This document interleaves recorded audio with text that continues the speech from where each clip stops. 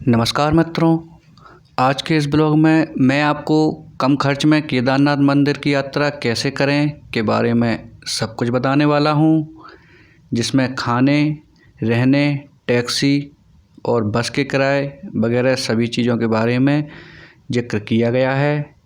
लेकिन मैं आपको इस ब्लॉग में हरिद्वार से केदारनाथ मंदिर की यात्रा को कम खर्च में पूरा करने के बारे में जानकारी दूंगा। इसलिए आप हरिद्वार के अलावा देश के किसी भी कोने से केदारनाथ धाम की यात्रा करने जा रहे हैं तो आप वहां से हरिद्वार आने के खर्च के बारे में अच्छी तरह से जानकारी प्राप्त कर लें, ताकि मैं जो आपको हरिद्वार से केदारनाथ जाने और वापस आने का खर्च बताऊंगा, आप उस हिसाब से अपने पास पैसे रख सकें।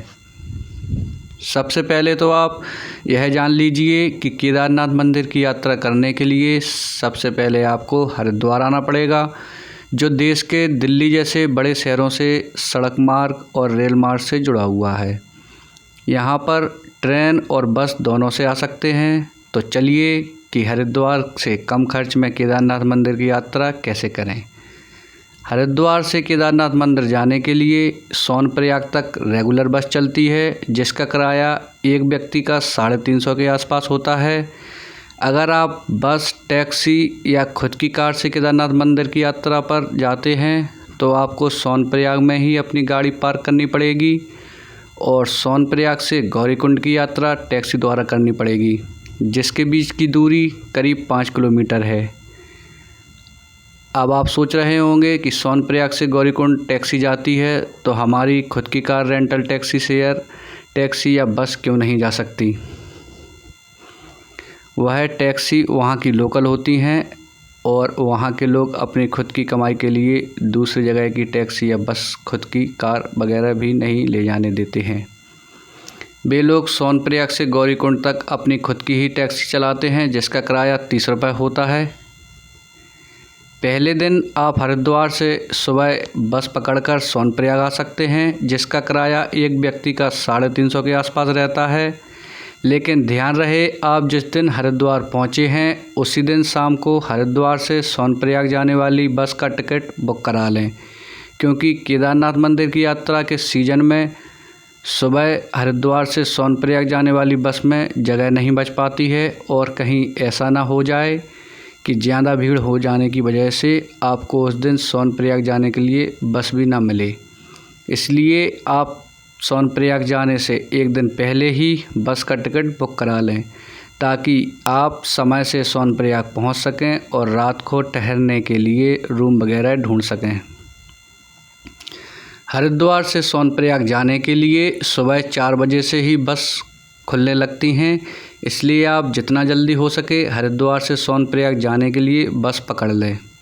सोनप्रयाग पहुंचने के बाद आप सबसे पहले बायोमेट्रिक रजिस्ट्रेशन करवा लें, क्योंकि बायोमेट्रिक रजिस्ट्रेशन का ऑफिस शाम 5 बजे के बाद बंद हो जाता है और फिर सुबह 5 बजे खुलता है। लेकिन अगर आप बायोमेट्रिक रजिस्ट्रेशन सुबह करवाते हैं तो आपको ऑफिस के बाहर लाइन में खड़ा होना भी पड़ सकता है और उसके बाद आपको सोनप्रयाग से गौरीकुंड जाने के लिए भी लंबी लाइन में खड़ा होना पड़ेगा, जिससे आपको केदारनाथ पहुंचने में काफ़ी देर हो सकती है। अगर आपको बायोमेट्रिक रजिस्ट्रेशन कराने में ज़्यादा देर हो गई तो आपको केदारनाथ मंदिर पहुंचने में अंधेरा भी हो सकता है, क्योंकि गौरीकुंड से केदारनाथ मंदिर की दूरी लगभग किलोमीटर है और आप केदारनाथ जितना देर से पहुंचते हैं वहां पर आपको होटल वगैरह उतना ही महंगा मिलेगा। इसलिए आप सोनप्रयाग 5 बजे से पहले पहुंचते हैं तो आप उसी समय बायोमेट्रिक रजिस्ट्रेशन करवा लें।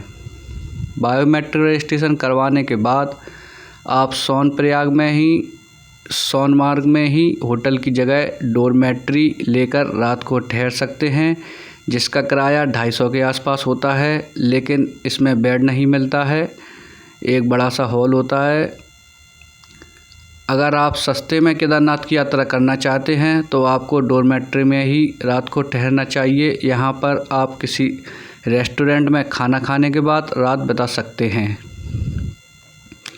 सोनप्रयाग से गौरीकुंड जाने के लिए आप सुबह 3 या 4 बजे सोनप्रयाग के टैक्सी स्टैंड चले जाएं, वरना आप जितना देर करेंगे आपको केदारनाथ मंदिर जाने में उतनी ही देर होगा।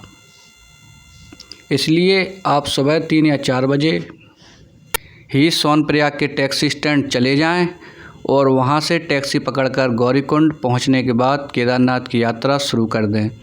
गौरीकुंड से केदारनाथ मंदिर की दूरी लगभग 16 किलोमीटर है। इसलिए अगर आप कम खर्च में केदारनाथ मंदिर की यात्रा करना चाहते हैं तो गौरीकुंड से केदारनाथ मंदिर की यात्रा आपको पैदल ट्रैक करके ही पूरा करना होगा। गौरीकुंड से पैदल ट्रैक करके केदारनाथ मंदिर जाते हुए आपको बहुत सारे युवा और वृद्ध, खासकर वृद्ध महिलाएं देखने को मिल जाएंगी, जिनके साथ आप भगवान शिव के जय जयकार करते हुए आसानी से केदारनाथ मंदिर पहुंच सकते हैं। केदारनाथ के रास्ते में जगह जगह पर पानी वाले और कुछ खाने के लिए रेस्टोरेंट की व्यवस्था कराई गई है। रास्ते में जगह जगह खाना की व्यवस्था भी है। केदारनाथ मंदिर में स्थापित भगवान शिव के शिवलिंग का दर्शन शाम 5 बजे के बाद भक्तों को नहीं करने दिया जाता है। मंदिर के बाहर से ही आपको शिवलिंग का दर्शन करना पड़ेगा। इसीलिए अगर आप शाम 5 बजे से पहले केदारनाथ मंदिर पहुंच जाते हैं तो आप शिवलिंग के दर्शन कर सकते हैं, वरना आपको सुबह में शिवलिंग का दर्शन करने की अनुमति दी जाएगी। केदारनाथ पहुंचने के बाद वहां पर टेंट में ही रुकें, जिसका किराया 24 घंटे का 300 के आसपास होता है। केदारनाथ मंदिर के आसपास के रेस्टोरेंट, होटल में खाना थोड़ा ज़्यादा महंगा है। यहां पर आपको ब्रेकफास्ट का 100 रुपये, डिनर का 150 रुपये पड़ सकता है। रात में खाना खाने के बाद आप वहीं सो जाएं और सुबह जल्दी उठकर भगवान शिव के दर्शन करने के लिए चले जाएं, क्योंकि मंदिर के बाहर सुबह 3 बजे से ही दर्शन करने के लिए लाइन लगी होती है। केदारनाथ मंदिर के दर्शन करने के बाद आप ब्रेकफास्ट करके गौरीकुंड के लिए अपनी यात्रा शुरू कर दें। अगर आपको गौरीकुंड आते आते शाम हो जाए तो आप गौरीकुंड में ही रात को ठहर जाएं, लेकिन अगर आप गौरीकुंड 3 या 4 बजे तक भी आ जाते हैं तो आप सोनप्रयाग आने के लिए शेयर टैक्सी पकड़ लें, क्योंकि गौरीकुंड में रात को ठहरना थोड़ा महंगा पड़ सकता है। सोनप्रयाग में आप रात को ठहर जाएं और सुबह वहां से बस द्वारा हरिद्वार की यात्रा शुरू कर दें। अगर आपको मेरा ये वीडियो पसंद आया हो तो लाइक, शेयर और सब्सक्राइब करना ना भूलें।